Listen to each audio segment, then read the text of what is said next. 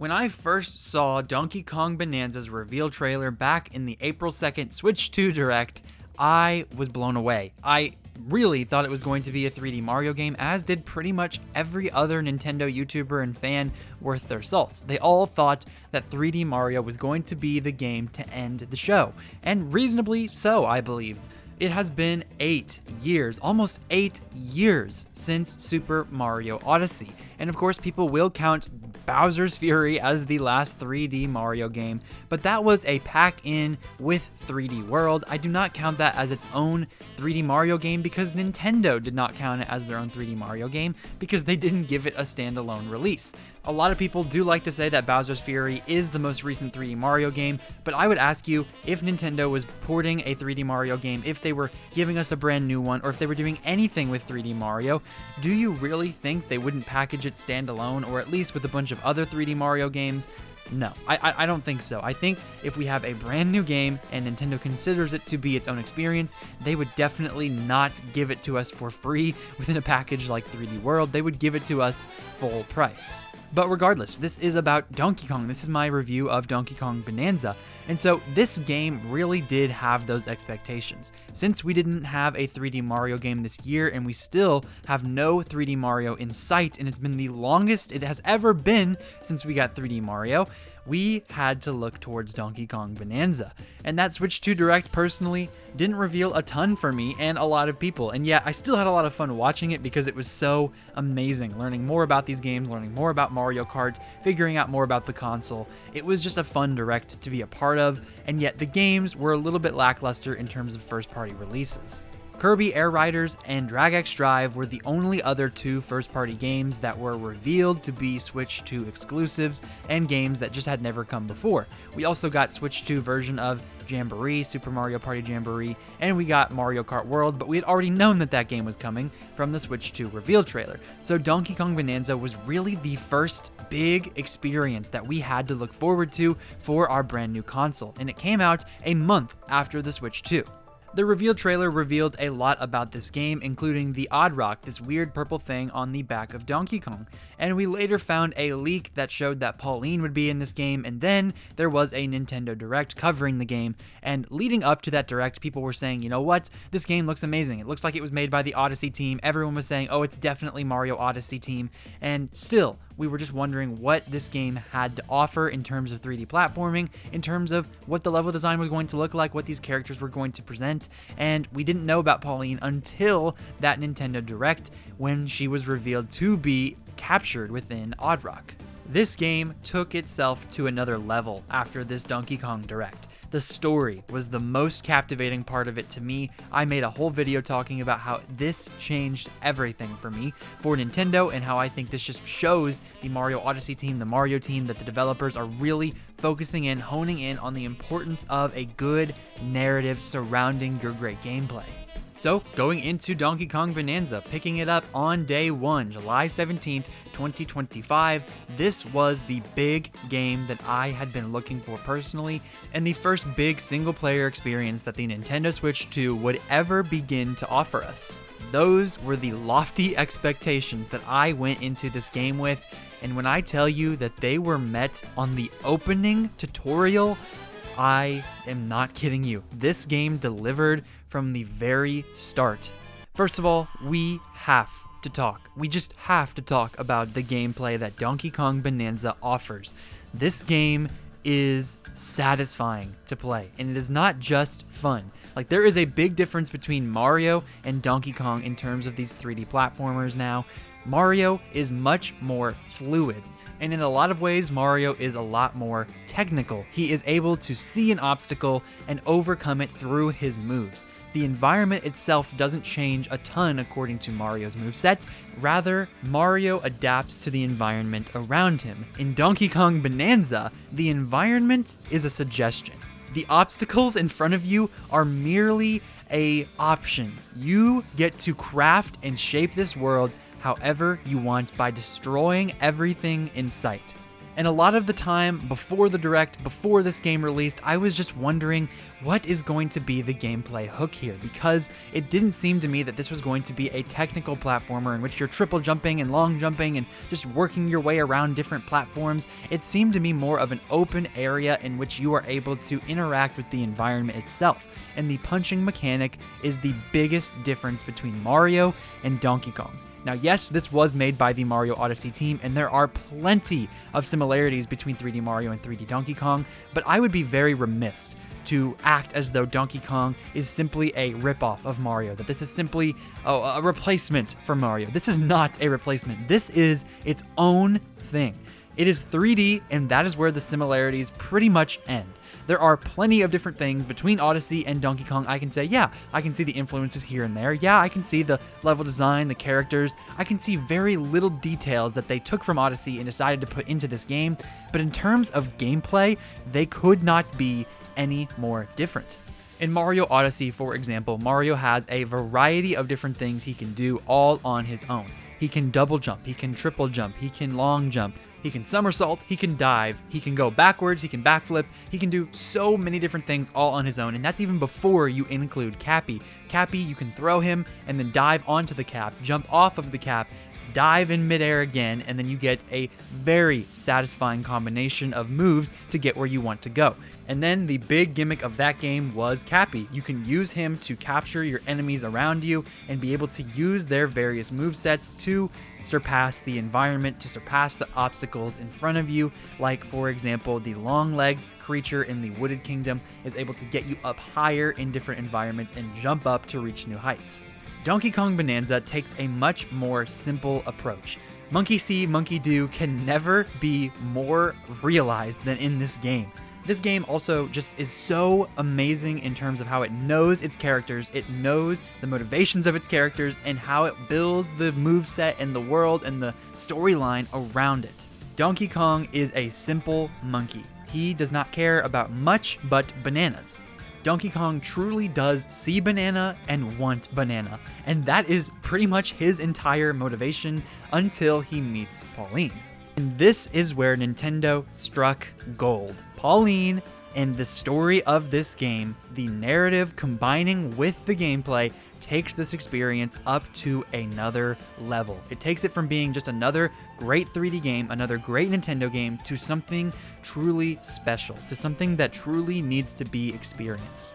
Pauline is adorable. Pauline is the reason I am motivated to continue playing this game, and the reason I wanted to see those credits roll so bad. It was because I just wanted Pauline to get back to the surface. I wanted to do whatever I could for Pauline because they got me, man. They got me. I care so much about Pauline in this game, and so does Donkey Kong after every bit of time he spends with her. At first, his motivation is just bananas, and he never stops wanting bananas because he's a big old monkey, but he comes to find Pauline just as endearing as the player will.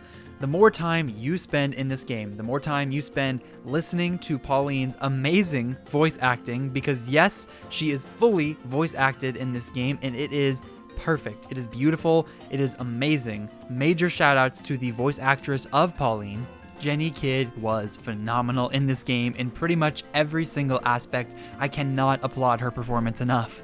But the more time that you listen to Pauline, the more time you spend with her, the more endearing she becomes to you, and the more you want to see her succeed and to get to the next layer, to defeat Void Kong, and then eventually get Pauline back to the surface. In the very first layer, the Lagoon layer, you are greeted with a treat, a feast of a visual identity and musical identity. This game is gorgeous, and it starts off on the right foot.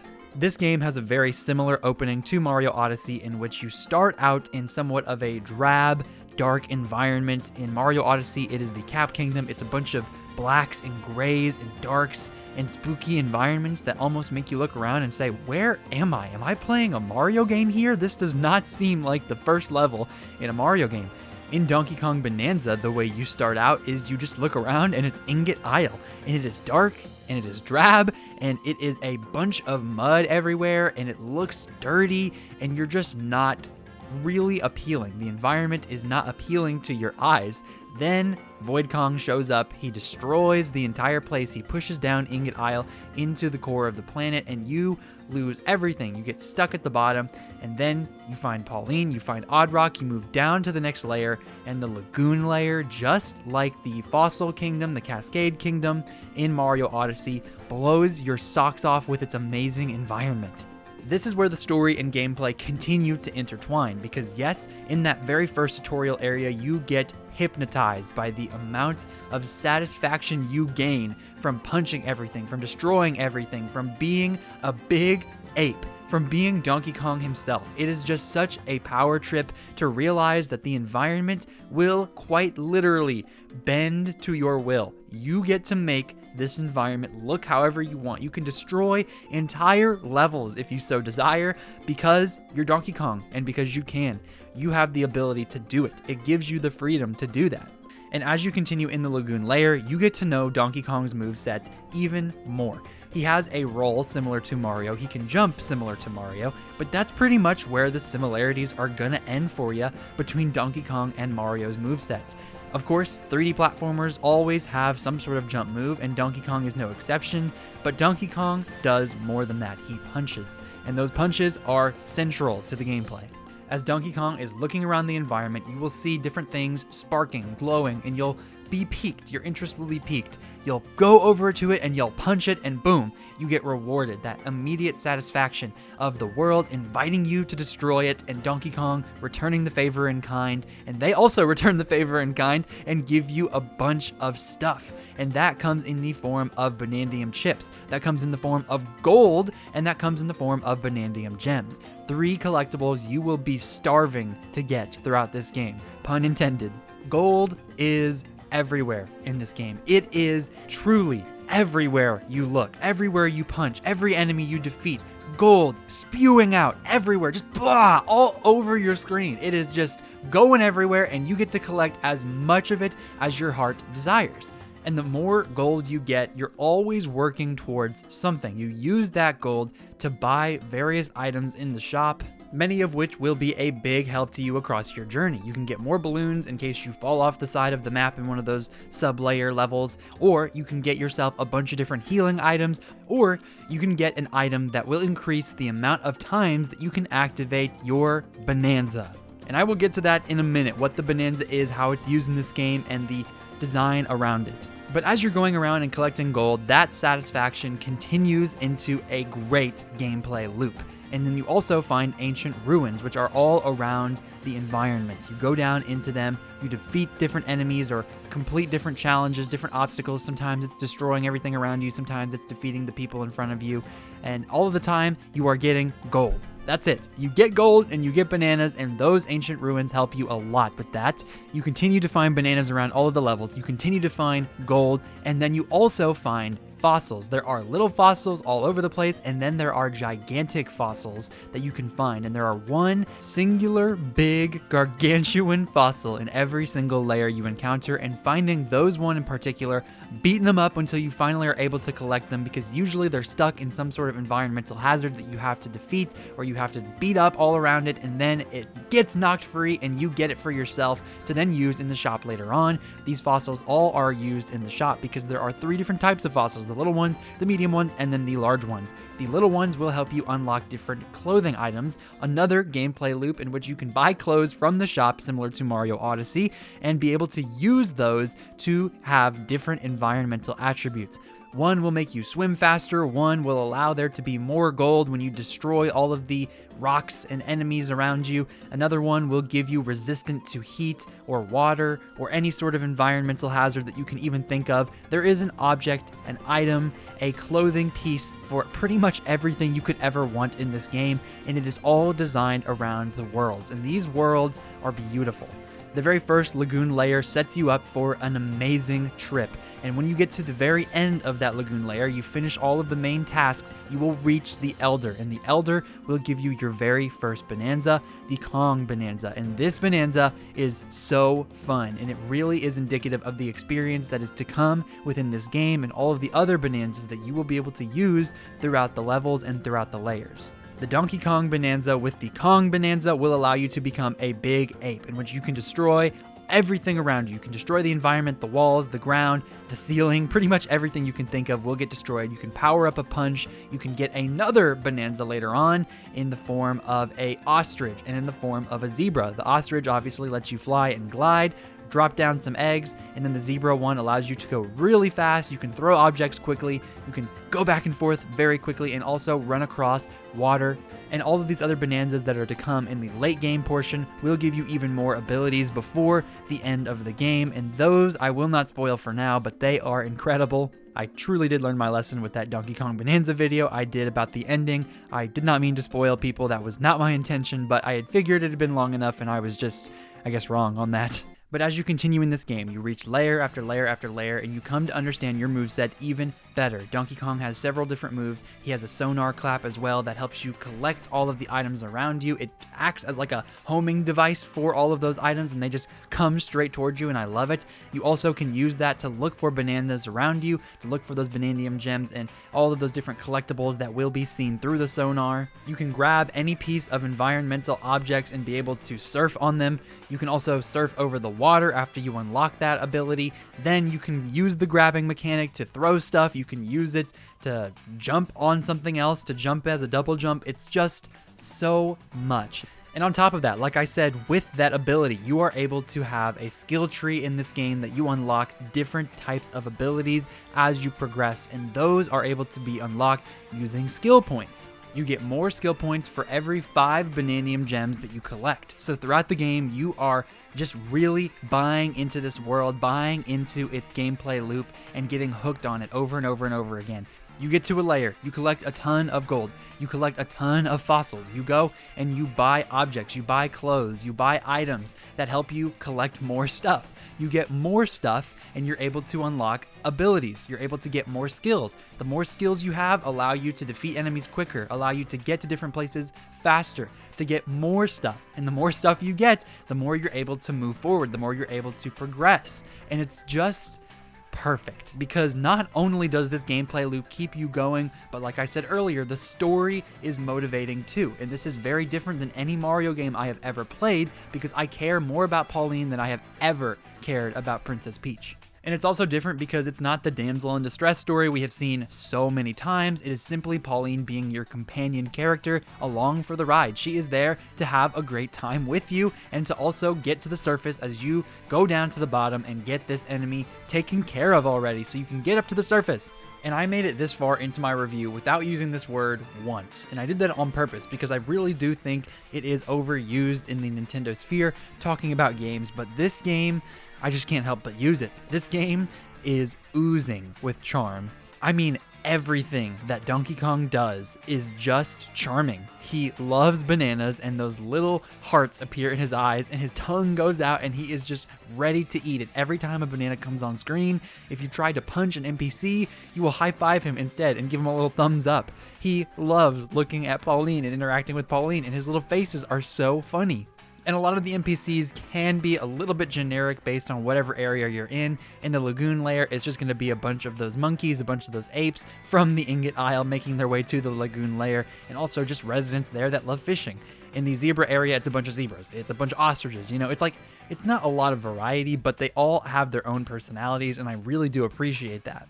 So we've already established the story is phenomenal all the way to the very end, and yes, the ending is one of the best Nintendo have ever made, and I made a whole video about that. Go watch that video if you want to know more about that ending. I won't spoil it here. Sorry to those who watched that video, but I just want to point out to you how amazing the story is. Then, of course, we know the gameplay loop is amazing. This game is unlike any I've ever played before. You're just destroying everything around you as this huge ape, and it feels so good and so satisfying. The level design is so intelligent. It just oozes with intelligence, and it makes you feel as though you are figuring things out as you go through. Even though a lot of it can feel mindless, most of it is intentional and most of it is intelligent. And of course, all of the charm, the gameplay, the skill tree. Oh my gosh, the skill tree, it's so good. Everything comes together to form an experience that can only be played on the Switch 2.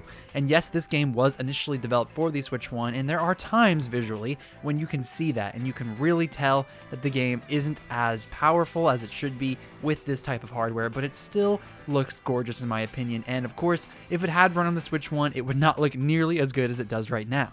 Donkey Kong Bananza is a game that you must experience from start to finish. It is a reason to pick up the Nintendo Switch 2. It is the reason to own this console at the moment, and I cannot recommend it enough to you.